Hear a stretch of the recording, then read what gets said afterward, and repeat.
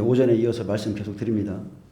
계시록 1장 7절 말씀으로 볼지어다 그가 구름을 타고 오시리라. 자, 예수님은 어떻게 오시는가에 대해 살펴봤고요. 그리고 각 사람의 눈이 그를 보겠고 증인들을 통해서 사역을 통해서 그들의 권능을 통해서 그를 본다고 그랬고, 그리고 마지막 시대에 예수님께서 말씀하신 그대로 모든 이스라엘 백성들을 고토록 모아 드리겠다고 하셨듯이 그를 찌른 자들도 볼 것이라 하겠고, 그리고 이제는 땅에 있는 모든 족속이 그로 말미암아 애곡하리니 그러하리라. 아멘. 이제 이 부분에 대해서 좀 살펴보겠습니다. 말씀에 들어가기 앞서 좀 전에 봤던 그 바울의 영화 그 대사가 참으로 마음에 와닿습니다. 고통은 잠시다. 고통은 잠시다. 그러나 영원한 것이 기다리고 있다. 그것을 잊을 수 없다. 근데 바울이 뭐라고 그래요? 천국에서는 아까 뭐라고 했죠? 무슨 잔치라고 그랬죠? 그 말씀에 은혜를 받았는데 까먹어버렸네. 영광스러운 축제가 지금 벌어지고 있을 거다 그랬어요. 이 땅에서의 고난 잠시입니다. 환난에 경한 거 잠시입니다. 영원한 영광에 중한 것이 우리에게 지금 기다리고 있습니다. 우리는 지금 그것을 준비하고 있습니다. 우리가 지금 그것을 준비하고 있기 때문에 잠깐의 고난 받는다고 여러분 원망하지 마시고요. 아파할 것도 없고 누가 뭐라고 하든지 신경 쓸 거 없습니다. 주님만 인정하시면 됩니다. 자, 분명히 마지막 때 모든 족속이 애곡한다고 그랬습니다.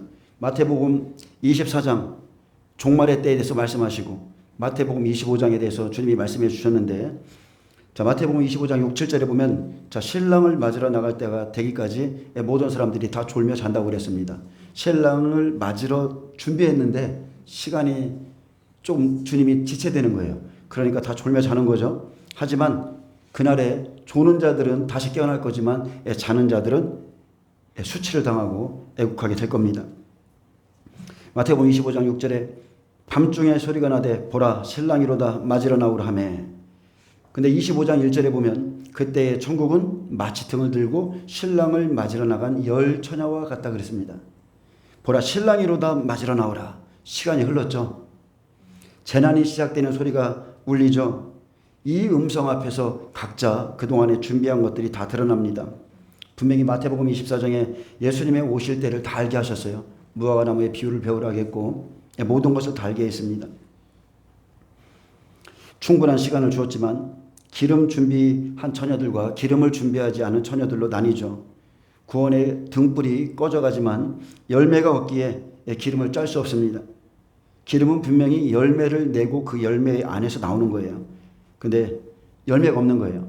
준비된 말씀이 없는 거예요. 하나님께 받은 말씀이 없어요. 분명히 아모스 3장에 보면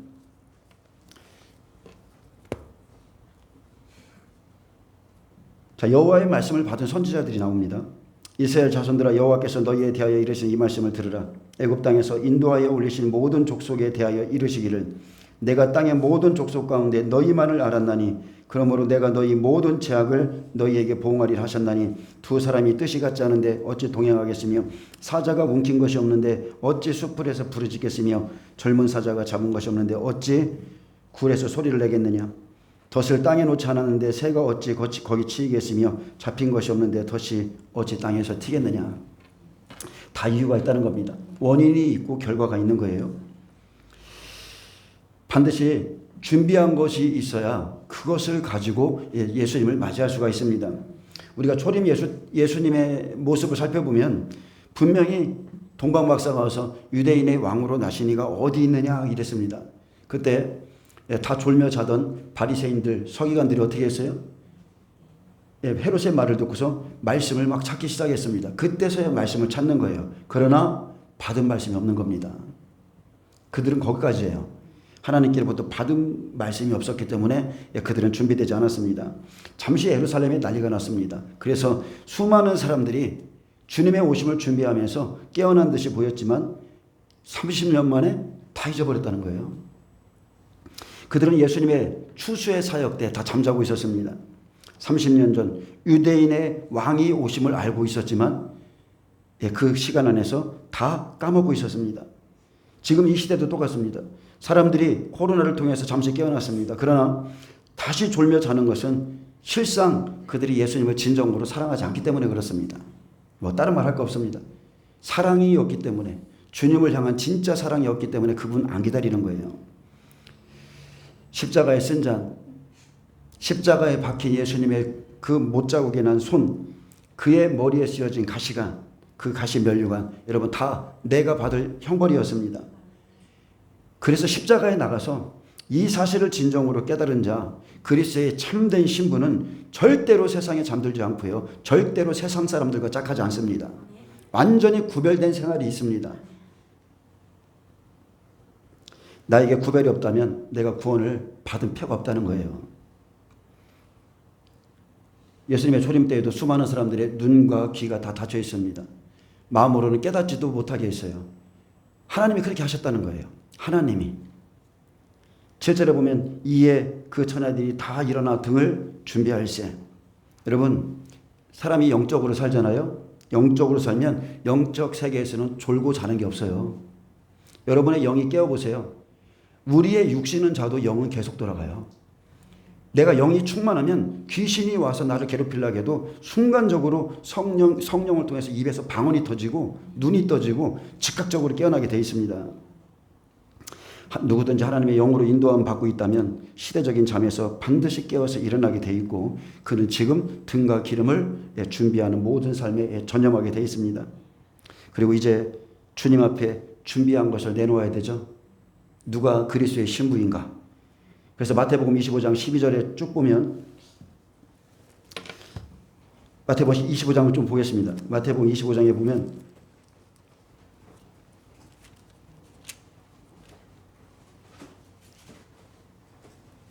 6절 보겠습니다. 밤중에 소리가 나되 보라 신랑이로다 맞으러 나오며 하매 이에 그 처녀들이 다 일어나 등을 준비할세 그랬어요.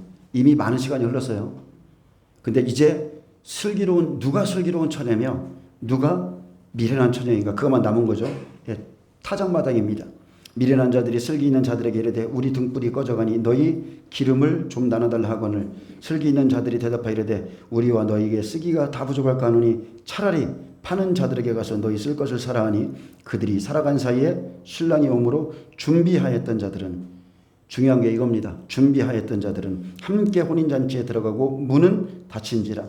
그 후에 남은 처녀들이 와서 이르되 주여 주여 우리에게 열어주소서. 대답하여 이르되 진실로 너에게 이르노니 내가 너희를 알지 못하노라 하였느니라. 그런즉 깨어있으라.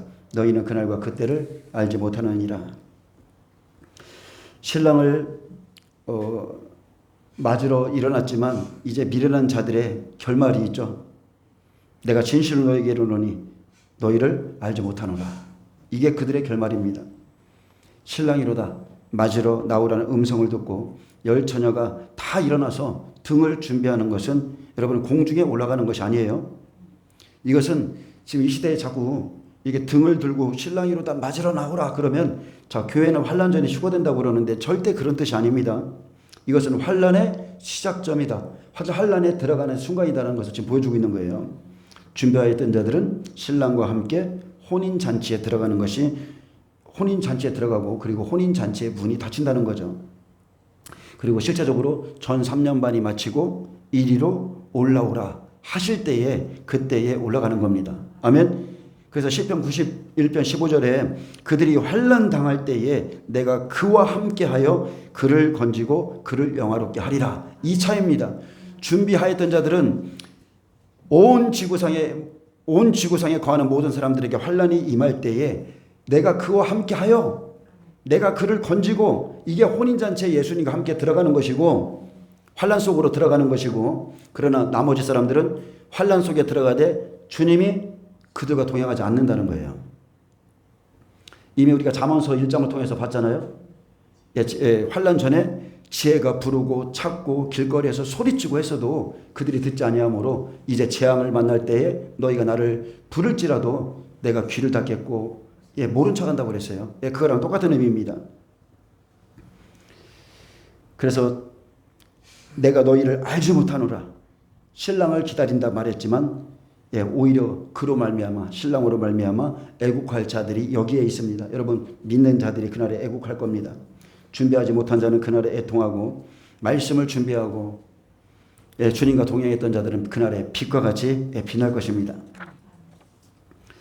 밤중에 맞으러 나오라는 이 신랑의 음성, 두 번째 소리가 날 때 엘리야의 능력이 임하는 거죠. 두 증인의 능력이 임합니다. 첫 번째 경고의 나팔 불고 시간이 흐르고, 두 번째는 천사장의 나팔 소리와 함께 오십니다. 우리가 전 3년반과 후 3년반을 배웠잖아요. 전 3년반은 뱀 시대, 아멘, 미혹의 시대, 성도들을 내어준 바 된 시대. 그래서 성도의 권세가 다 깨어지기까지는 이 일이 다 다니엘서에 이루어질 거라고 그랬고요. 그래서 전 3년반에 성도들의 권세가 다 깨지면 계시록 12장에 하늘에 있던 용이 땅으로 내어 쫓기죠. 용시대입니다. 용시대. 그때는 다 집 밟는 시간. 그래서 전 3년반은 성도들을 내어주고, 사람의 미혹이 있고, 사람의 미혹이 있습니다. 풀어집니다.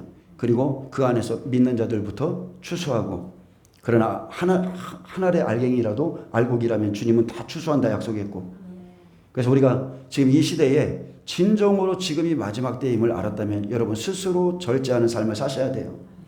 자기 절제가 있어야 됩니다. 여러분 시간도 절제, 돈도 절제, 할 것 안 할 것도 절제, 갈 곳 안 갈 것, 구분하고 버릴 것 다 절제가 있어야 돼요. 오직 영생을 위해서 준비하셔야 됩니다. 목회자가 교회에 있으면요 많은 일들이 생깁니다. 뭐 상담도 하러 오고, 상담 전화도 오고, 또 상담하러도 오고, 전화도 오고, 막 카톡도 오고, 문자도 오고, 누군가는 또 밥 사준다고 오고, 많은 일들이 생겨요. 처음엔 저도 몰랐어요. 예전에 스승님이 왜 주의 일 같은데 주의 일이 아니야 이런 것들을 분별해라고 말했는데 처음에는 잘 몰랐어요. 근데 처음에는 하여튼 열정만 가지고 했습니다. 모든 게 다 주의 일인 줄 알고 열심히 했지만 사실은 다 절제해야 될 일인 거예요. 영적으로 이거를 잘 분별해야 돼요. 주의 종들은 나의 시간과 생각을 분산시키는 것들이 있거든요. 다른 곳에 내가 말씀과 기도에 전념해야 되는데 나를 다른 것에 생각에 하게 만들고 자꾸 분산시켜요. 여러분 근데 잘 아셔야 될 것은 목회자에게 시간은 돈이에요? 생명이에요? 목회자에게 시간은 생명이에요. 그래서 생명을 빼앗는 것을 여러분 자제하셔야 됩니다. 생명을 준비하는 것도 다 때가 있죠. 다 때가 있습니다. 목회자가 이런저런 일로 교회를 버려두고 자기가 있어야 될 그 처소와 직위를 버리고 여기저기 다니면 교회는 절대 영적으로 부흥할 수가 없어요. 주님의 일 같은데 일 같지 않은 일 너무나 많습니다. 이거 싹 다 정리해야 됩니다. 많은 것을 압니다. 많은 일을 합니다. 근데 똑바른 것이 없어요. 세상에서도 똑같습니다. 전문가가 아니면 쓰임 못 받습니다. 그냥 이것도 할 줄 알고 저것도 알고 몸만 바쁜 거예요. 저도 다양한 일을 다 할 줄 알거든요. 그럼 사람들이 저를 부르면 저 다 해줘요. 다 해줍니다. 근데 몸만 바꿔요. 그런 사람들은 몸만 바꾸고 여러분 전문가가 되셔야 됩니다.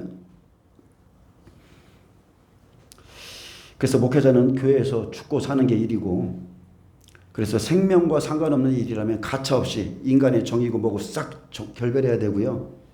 목사는 그렇게 해야 돼요. 그리고 땀과 시간, 열정과 무릎이 목회자의 전부가 돼야 됩니다. 그래서 목회자가 할 일은 딱 하나죠. 날마다 땅속에 감추인 보화, 그 보화를 발견하는 것, 그것을 풀어내는 것, 그것이 삶의 최우선 가치가 돼야 됩니다. 그래서 내게 맡겨준 영혼을 지키는 그 일, 바른 길로 인도하려면 내가 먼저 하나님 앞에 서야 되고 준비되어야 됩니다. 그래서 더 깊은 말씀을 준비하고 깨어있는 시대의 파수꾼, 사람들에게 경고의 나팔을 부를 수 있는 그런 사람들이 돼야 돼요. 그렇다고 제가 여러분이 밥 사주면 전 갑니다. 밥 먹지 말라는 그런 소리는 아니에요. 그런 소리 아닙니다. 어쨌든 간에 계시록 1장 7절은 볼지어다 그가 구름을 타고 오시리라.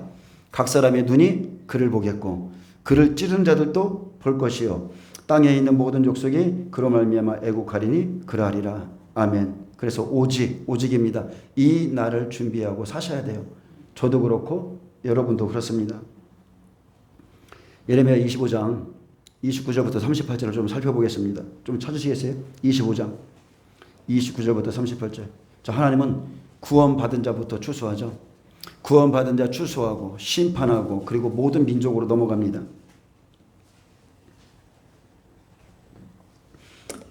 예레미야 25장 29절인데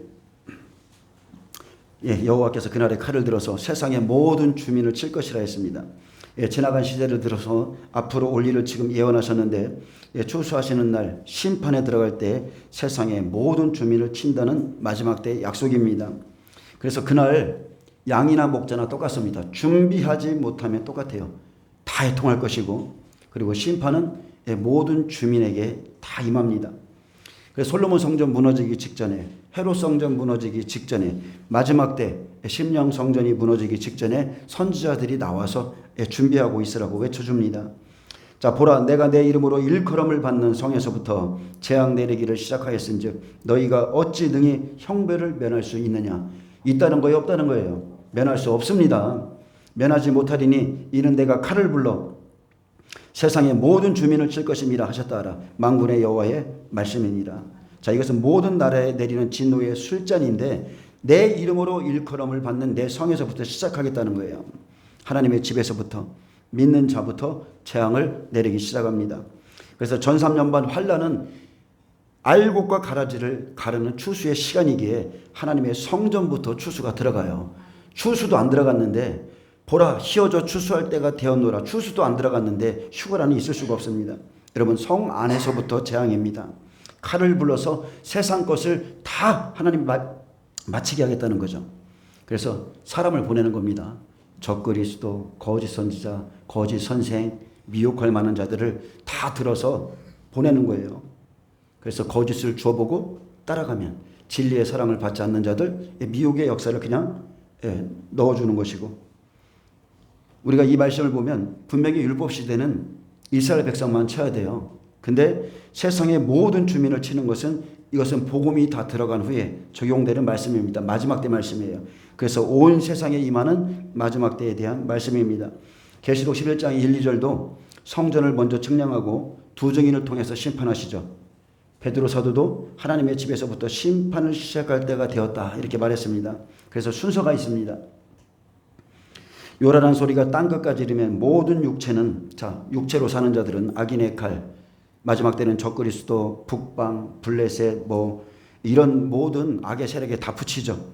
세상의 모든 주민을 칠 때가 되면 초림 때에 있었던 일이 재림 때에 그대로 들어갑니다. 바벨론을 들어서 치시는 것과 같이 똑같습니다. 보라, 내가 내 이름으로 일컬음을 받는 성에서부터, 그래서 구원받은 자부터 추수부터 하고 심판에 들어가죠.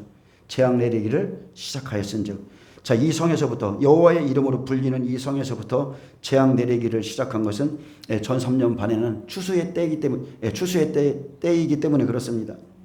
이는 내가 칼을 불러 세상의 모든 주민을, 이것은 마지막 때죠. 초림 때와 재림 때의 약속이 함께 들어 있습니다. 그러므로 너는 그들에게 이 모든 말로 예언하여 이르기를, 여호와께서 높은 데서 포효하시고 그의 거룩한 처소에서 소리를 내시며 그의 초장을 향하여 크게 부르시고 세상의 모든 주민에 대하여 포도 밟는 자 같이 흥겹게 노래하시리라. 자, 거룩한 처소에서부터 세상 모든 주민에게 재앙을 내리기 시작합니다. 칼을 불러서 세상 것을 마치게 한다고 그랬어요. 분명히 여기 말씀해 보면 여호와께서 포효하시고 소리를 내시고 그 양의 초장을 향하여 크게 부르시고 세상 모든 주민에 대하여 포도 밟는 자 같이 흥겹게 노래하신다 했습니다. 그래서 마지막 때의 일입니다. 세상의 모든 주민을 칠 때가 되면 요란한 소리가 땅끝까지 이르면 여호와께서 문민족과 다투시며 열국과 다투시며 모든 육체를 심판하시며 악인을 칼에 내어 주셨음이라. 여호와의 말씀이니라. 그래서 모든 족속이 그로 말미암아 애곡하리라. 마지막 때에. 아멘. 요란한 소리가 땅끝까지 전파된 것은 여호와께서 열국과 다투시기 때문이고 모든 육체를 심판하시기 때문이죠. 악인을 칼에 내어 주셨기 때문에 그렇습니다. 재앙을 내리면 형벌을 피할 수 없는 사람들, 악인들입니다. 근데 그들을 다 여호와의 칼에 내어 주셨다는 거예요. 그리고 이 시대에도 예수님을 믿는다 말하면서 여전히 육으로 사는 사람들, 육체가 된 사람들 있죠. 여전히 육신이 좋은 거예요. 육신의 일이 좋습니다. 또 미혹해보면 진리의 사랑을 버리고 그들을 따라가는 자들이 있고, 그리고 노아의 때와 같이 타락한 사람들은요 하나님 앞에 다 심판받습니다. 율법적인 사람들, 종교적인 사람들, 기복적인 사람들, 그냥 습관적으로 예배드리는 사람들 다 그냥 육체이기 때문에 마지막 때 여호와께서 심판하십니다. 예, 그들은 악인입니다. 여러분, 하나님이 보실 때 그들이 악인이에요. 악인을 칼에 내어 주셨음이라. 악한 자 바벨론의 손에 붙이시고 점령당하게 하고 결국은 죽습니다. 중요한 것은 여호와께서 악인을 칼에 내어 주겠다는 겁니다. 마지막 시대 노아 때 보세요. 육체로 사는 자 절대로 하나님의 영이 함께하지 않습니다. 사울 여전히 권세 있는 것 같지만 하나님의 영은 떠난 상태예요. 그리고 일곱 교회도 경고했습니다. 촛대를 옮기신다고 경고했어요. 노아가 마지막 순간같이 하나님의 의를 외쳤지만 듣고도 믿지 않은 자들입니다. 똑같습니다. 지금 여러분, 저도 지금 주님의 오심을 이제 심판이 곧 홍수가 내릴 거라고 제가 지금 말하는 것과 똑같은 거예요. 그러나 듣고도 믿지 않은 사람들 준비하지 않습니다. 아무리 외쳐줘도 준비하지 않아요. 마지막 때도 성령으로 시작했다가 육체로 마치는 자들이 너무나 많죠. 더 많습니다. 32절에 나 만군의 여호와께서 이와 같이 말씀하시노라. 보라, 재앙이 나서 나라에서 나라에 미칠 것이며 큰 바람이 땅 끝에서 일어날 것이라. 그날에 여호와에게 죽임을 당한 자가, 자, 누구에게 죽임을 당해요? 하나님입니다. 여호와 하나님. 나라에서 나라에 재앙이 미칠 것인데 여호와께서 그렇게 하겠다는 거예요. 그날에 여호와에게 죽임을 당한 자가 땅 이 끝에서부터 땅 저 끝에 미칠 것이나 그들을 위하여 애국하는 자도 없고 시신을 거두어 주는 자도 없고 매장하여 주는 자도 없으리니 그들은 지면의 분토가 되리로다. 여호와의 진노를 받은 자들은 그들을 위해서 애국할 수도 없어요. 시신을 거두어 줄 수도 없고 매장하여 주는 자도 없습니다. 왜? 여호와의 심판이기 때문에. 모세 때 보셨죠? 모세 때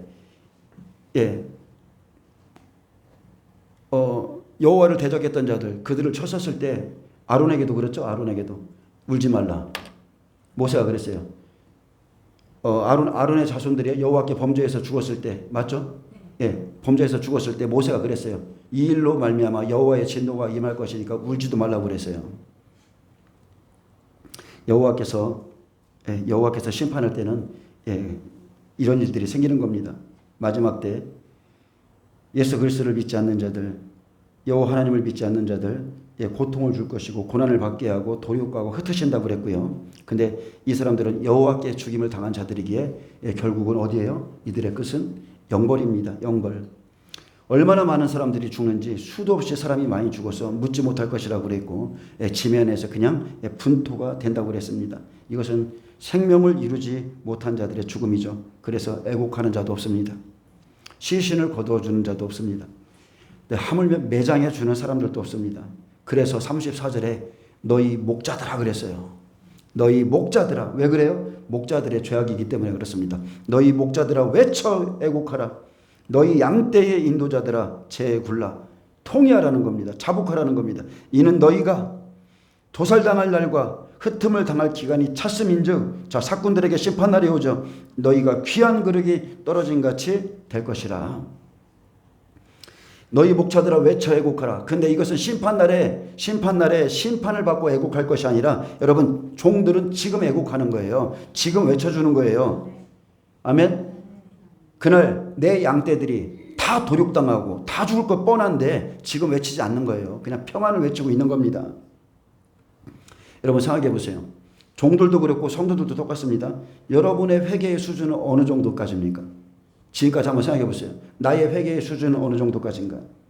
하나님을 만난 회개인가? 아니면 감정에 기반한 슬픔, 그런 종류의 회개인가? 내 기도는 과연 상달되고 있는가? 하나님이 나를 아시는가? 나는 재에 구르듯이 통회하고 자복한 적이 과연 있는가? 여러분 한번 생각해 보셔야 돼요. 너희 양떼의 인도자들아 재에 굴라. 양떼의 인도자들, 목자들뿐만 아니라 양떼의 인도자들은 미리 통해 자복해야 됩니다. 지금 자신이 준비돼야 다른 일을 준비시키고 다른 영혼을 살릴 수가 있습니다. 준비되지 않으면 이는 너희가 도살당할 날과 심판을 당할 날이 왔기 때문이라 그렇습니다. 목자와 양떼의 인도자들은요 하나님 보시기에 금그릇이에요. 처음부터 그 사람들은 금그릇으로 삼았어요. 근데 질그릇같이 살면 그날에는 귀한 그릇도 깨지는 날이 온다는 거죠.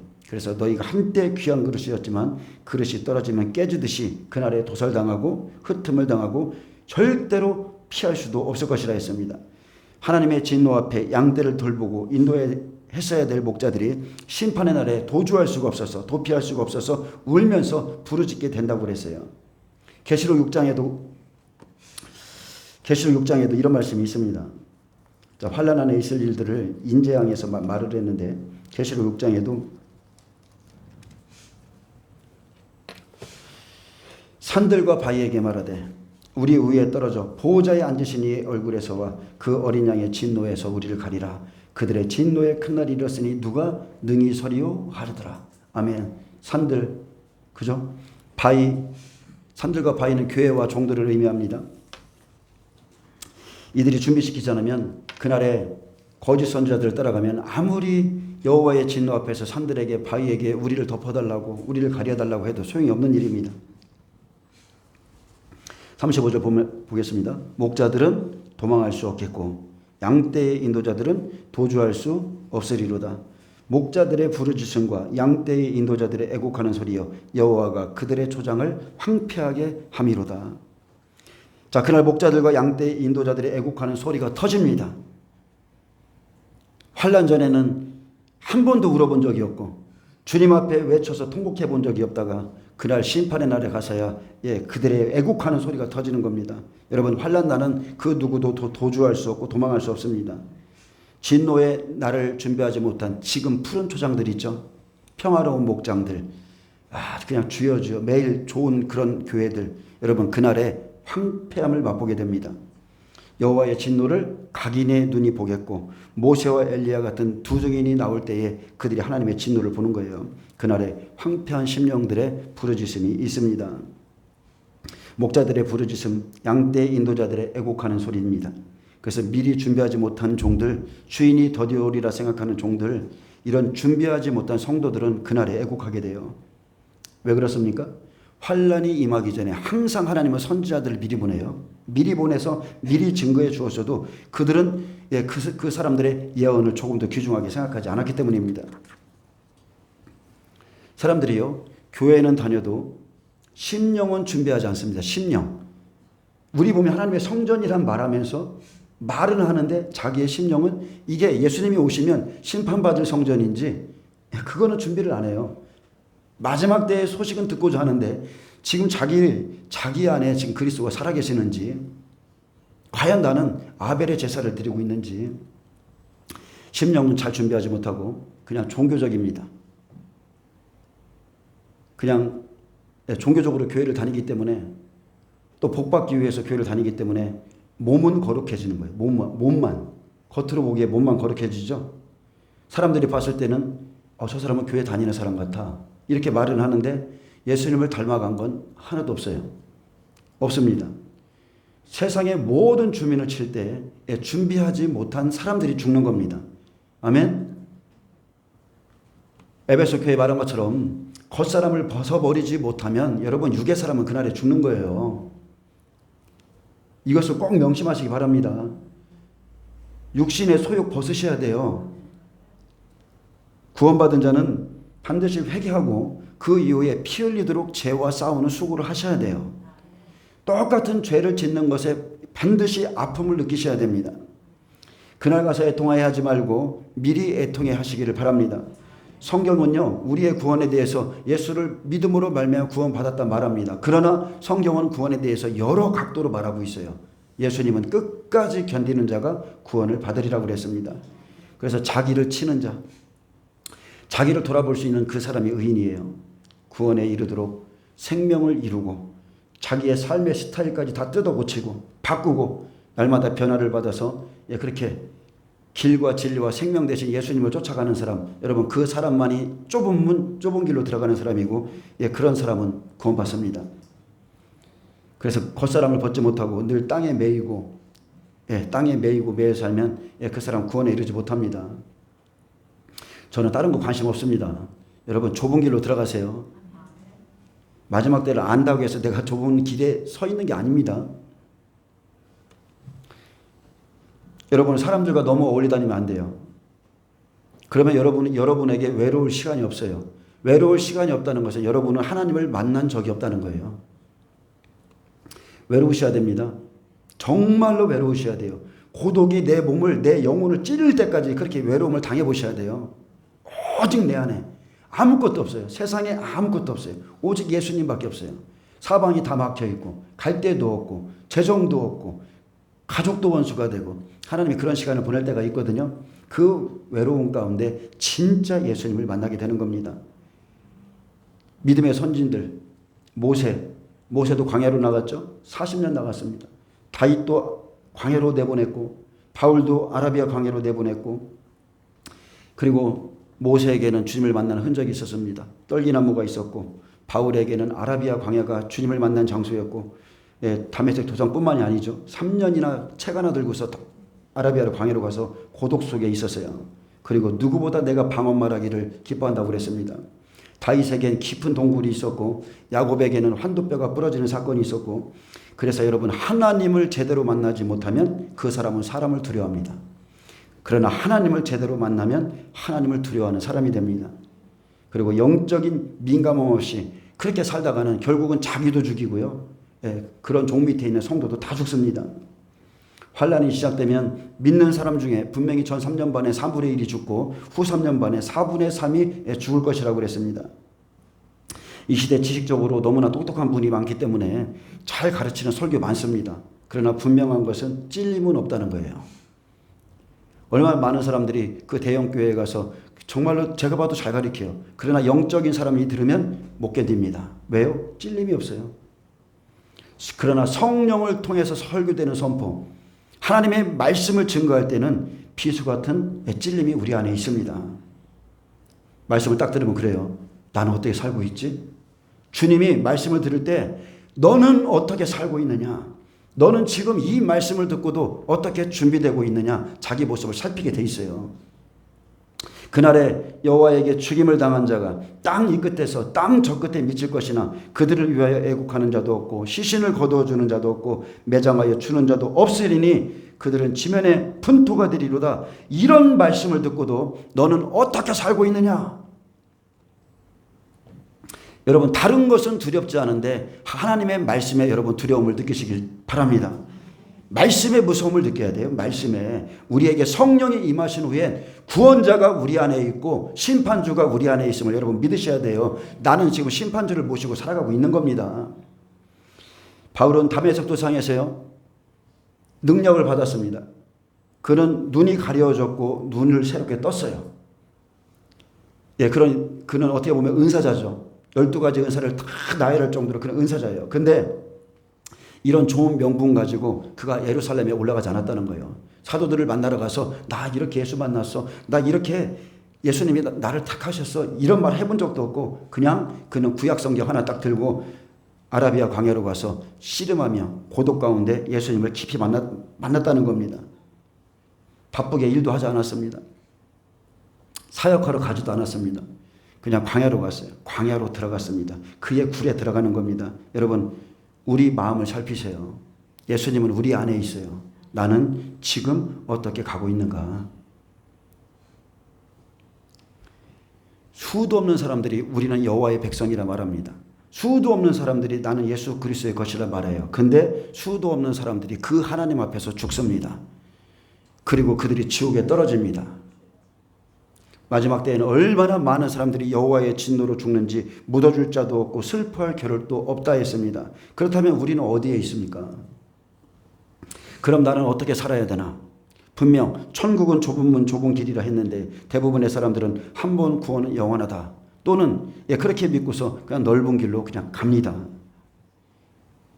이제 여러분은 마지막 때의 말씀을 다 들었어요. 이제 영생을 위해서 내 시간을, 내 물질을 어떻게 사용해야 될지, 어떻게 준비하는지 여러분 깊이 생각해 보시기를 바랍니다.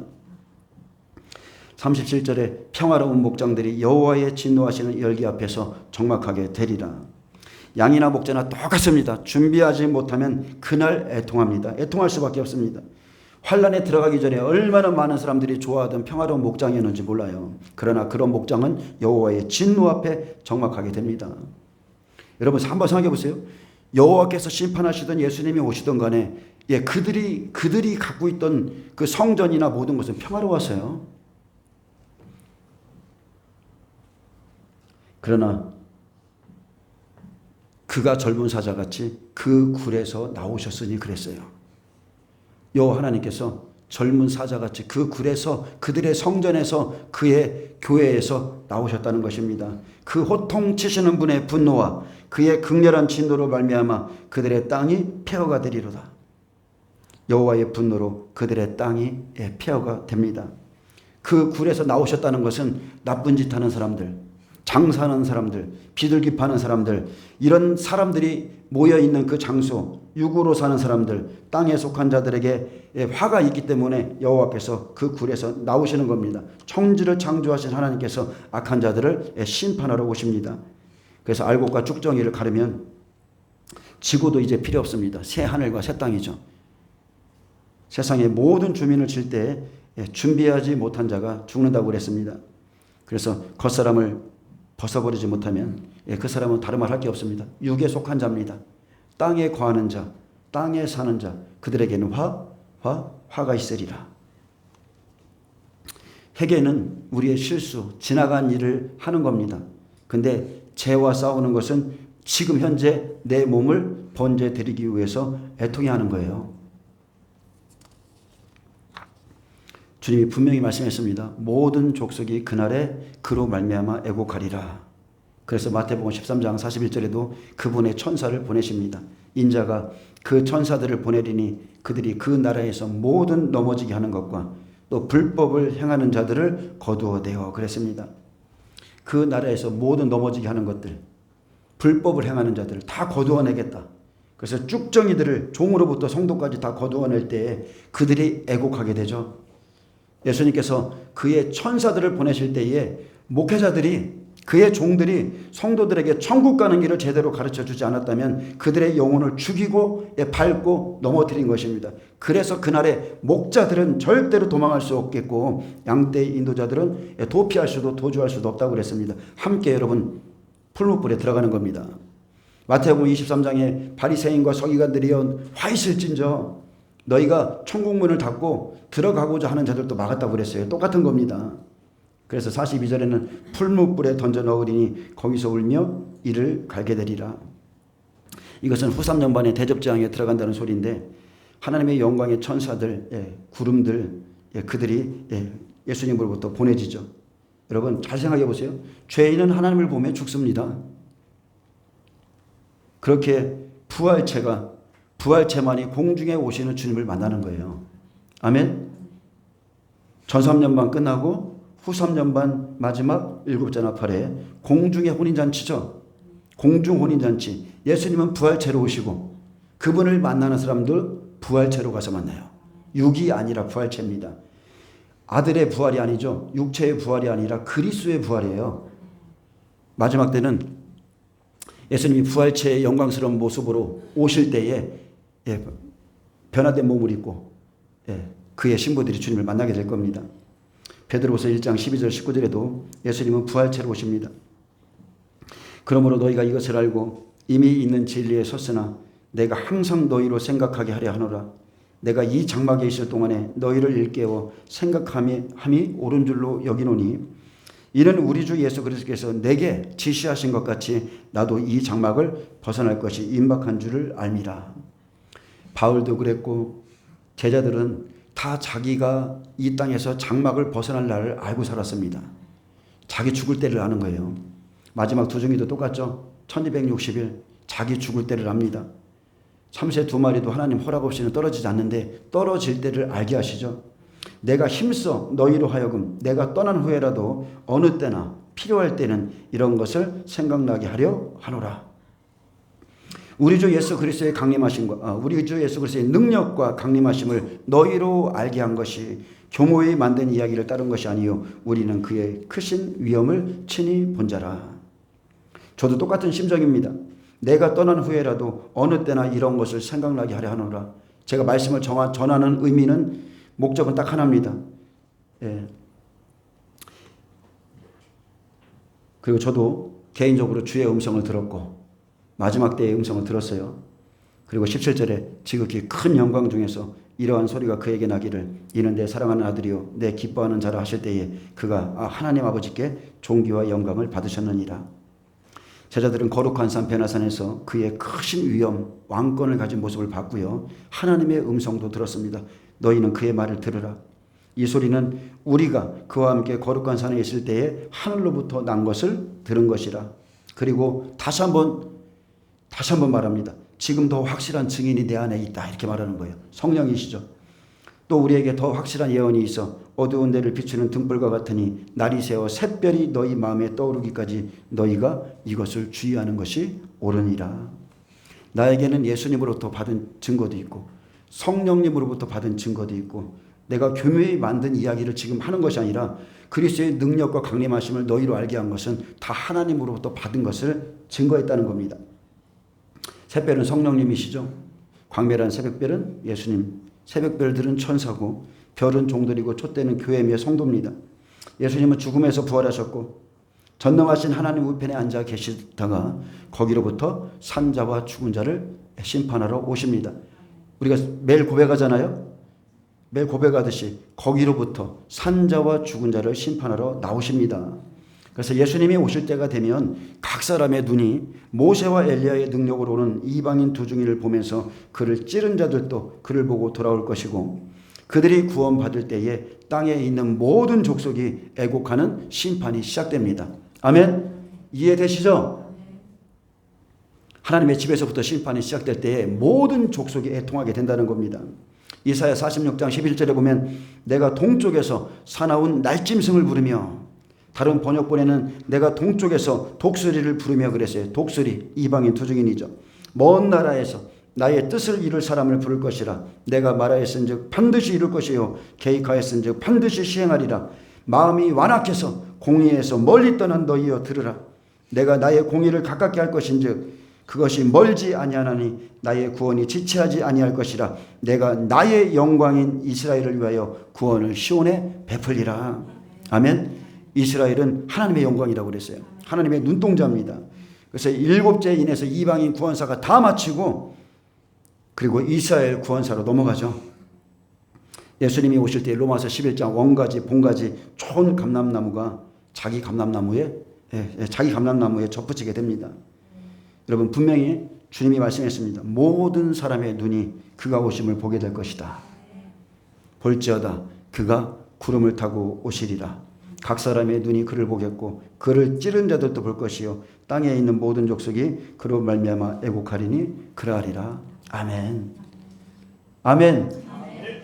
아멘입니다.